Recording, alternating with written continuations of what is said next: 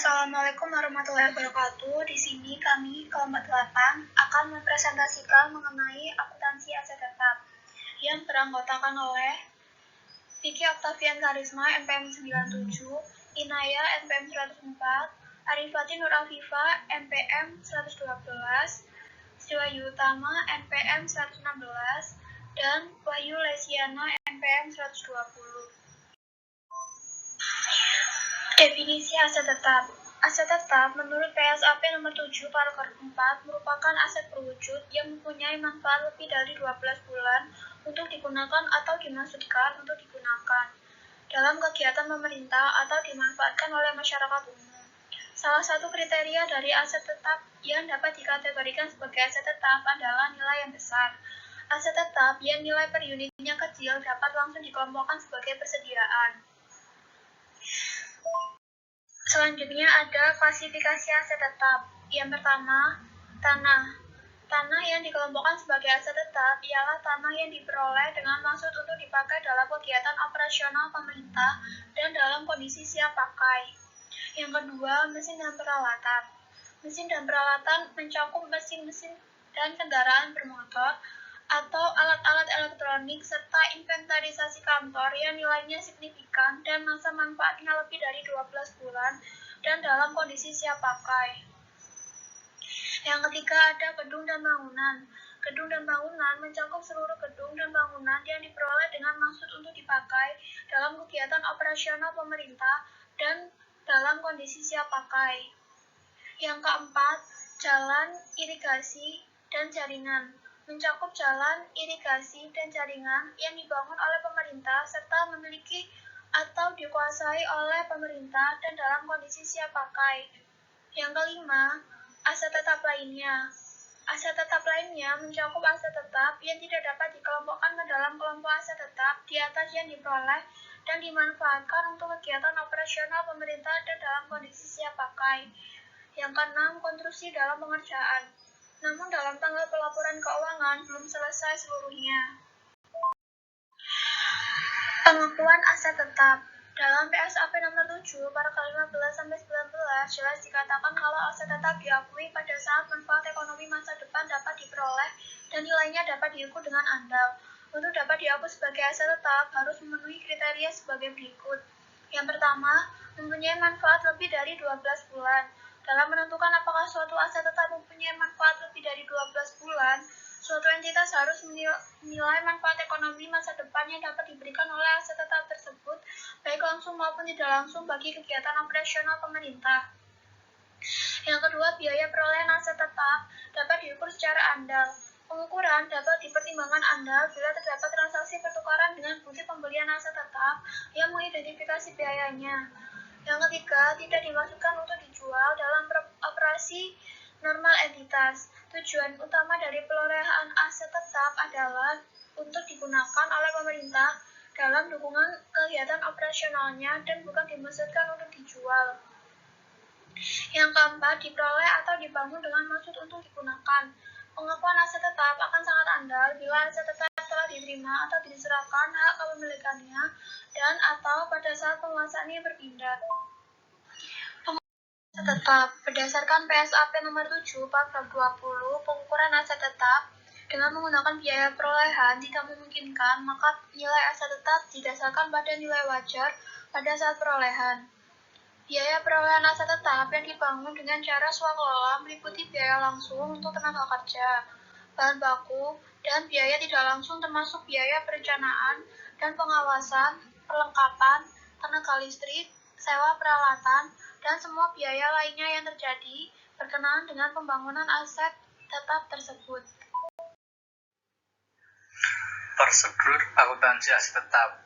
Aset tetap adalah aset berwujud yang mempunyai manfaat lebih dari 12 bulan untuk digunakan atau dimaksudkan untuk digunakan dalam kegiatan pemerintah atau dimanfaatkan oleh masyarakat umum. Kriteria yang harus dipenuhi agar suatu aset dapat diakui sebagai aset tetap yaitu ada 5. Yang pertama yaitu terwujud, yang kedua mempunyai masa manfaat lebih dari 12 bulan, yang ketiga yaitu biaya perolehan aset dapat diukur secara andal, yang keempat yaitu tidak dimaksudkan untuk dijual dalam operasi normal entitas, Lalu yang kelima yaitu diperoleh atau dibangun dengan maksud untuk digunakan. Pihak-pihak yang terkait. Pihak-pihak yang terkait dalam sistem akuntansi aset tetap antara lain ada 4. Yang pertama yaitu bendahara barang atau pengurus barang, yang kedua yaitu bendahara pengeluaran, yang ketiga pejabat pelaksana teknis kegiatan, dan yang keempat yaitu BPK SKPD. Dokumen sumber. Dokumen-dokumen yang digunakan dalam sistem akuntansi aset tetap antara lain ada 6. Yang pertama yaitu berita acara serah terima barang atau pekerjaan, yang kedua yaitu SP2DLS, yang ketiga yaitu SPJ, yang keempat yaitu surat permohonan kepala SKPD tentang penghapusan aset tetap, yang kelima yaitu surat keputusan kepala daerah tentang penghapusan aset, dan yang keenam yaitu dokumen lain yang dipersamakan. Sistem dan prosedur akuntansi. Sistem dan prosedur penambahan nilai aset tetap serta sistem dan prosedur akuntansi pengurangan nilai aset tetap ada 2, yaitu penambahan dan pengurangan. Perolehan aset tetap ada 4, yaitu dari yang pertama pembelian, yang kedua donasi, yang ketiga gabungan, dan yang keempat yaitu pertukaran aset. Komponen aset tetap yaitu dibagi menjadi 6. Yang pertama yaitu tanah, yang kedua peralatan dan mesin, yang ketiga gedung dan bangunan, yang keempat jalan, irigasi, dan jaringan, yang kelima yaitu aset tetap lainnya, dan yang keenam konstruksi dalam pengerjaan. Kemudian yang selanjutnya yaitu ilustrasi aset tetap.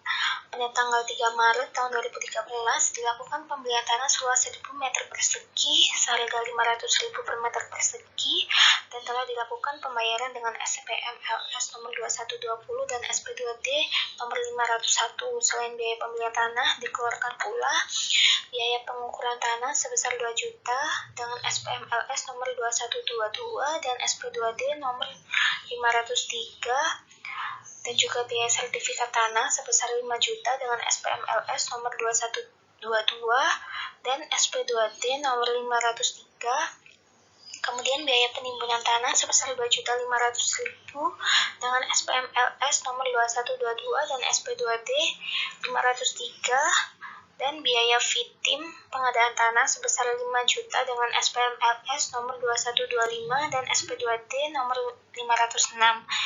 Nah, bendahara barang berdasarkan data tersebut melakukan pencatatan atas nilai tanah sebagai berikut, sehingga diperoleh harga perolehan tanah sebesar Rp14.500.000.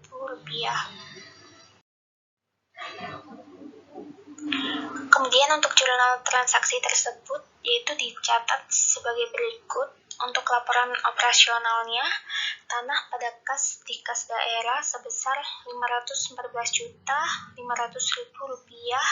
Kemudian untuk laporan realisasi anggarannya yaitu belanja modal tanah pada estimasi Perbansal sebesar Rp514.500.000.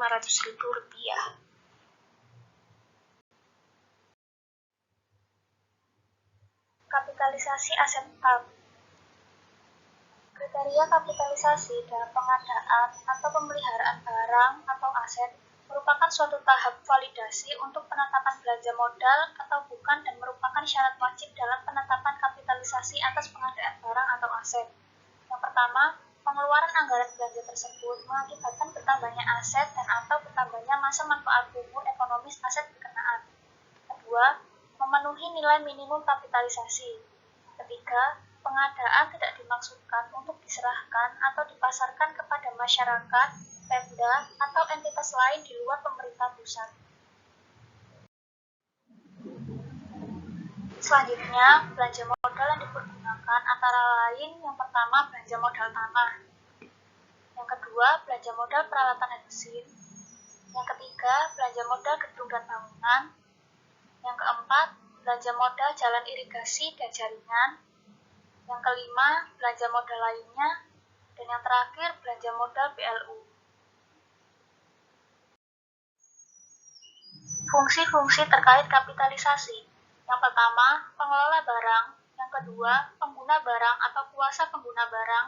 Yang ketiga, bendahara barang. Yang keempat, bendahara pengeluaran atau pembantu bendahara pengeluaran. Dan yang terakhir, pejabat penatausahaan keuangan SKPD.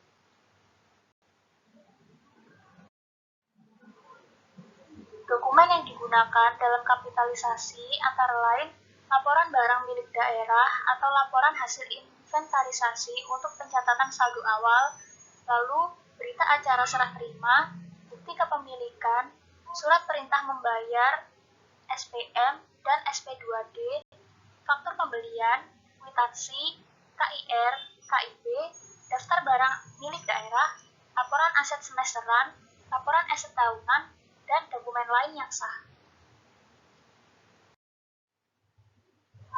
Selanjutnya, penyusutan aset tetap.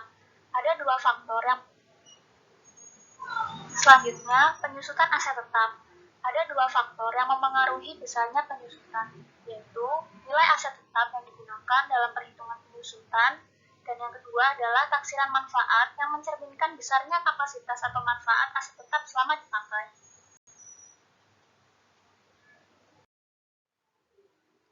Dalam Permendagri nomor 64 tahun 2013 menjelaskan bahwa metode penyusutan yang digunakan pemerintah daerah adalah metode garis lurus dengan nilai sisa nol atau tanpa nilai residu sama sekali. Fungsi-fungsi terkait penyusutan aset antara lain pengelola barang, pengguna barang atau kuasa pengguna barang, bendahara barang, dan pejabat penata usahaan keuangan SKPD. Lalu, dokumen yang digunakan dalam penyusutan aset antara lain laporan barang milik daerah atau laporan hasil inventarisasi untuk pencatatan saldo awal, laporan aset semesteran, laporan aset tahunan, dan dokumen lain yang sah.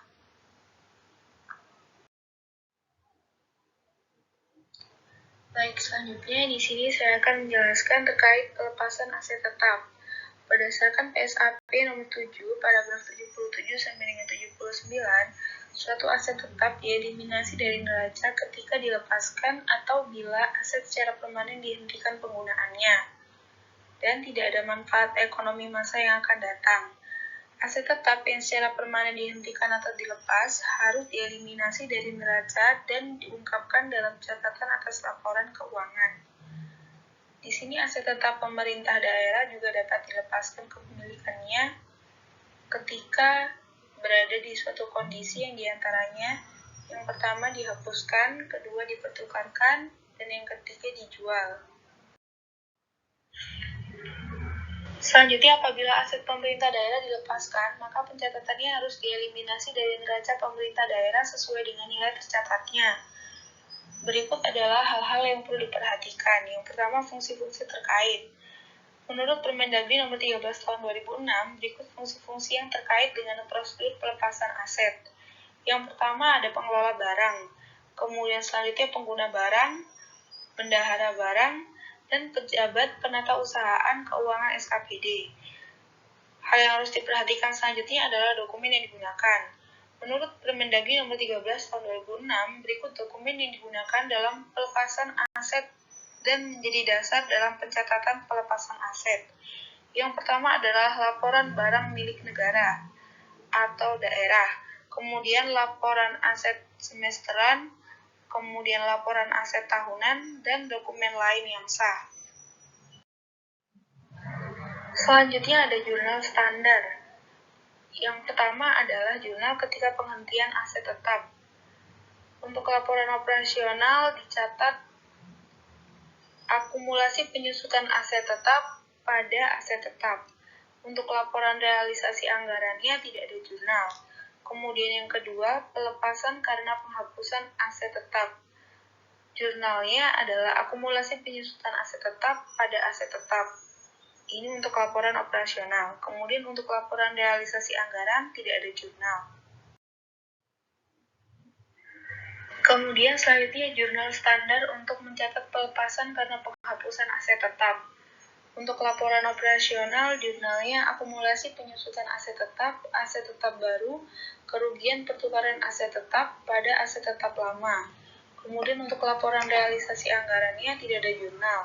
Selanjutnya, jurnal standar untuk pelepasan karena penjualan aset.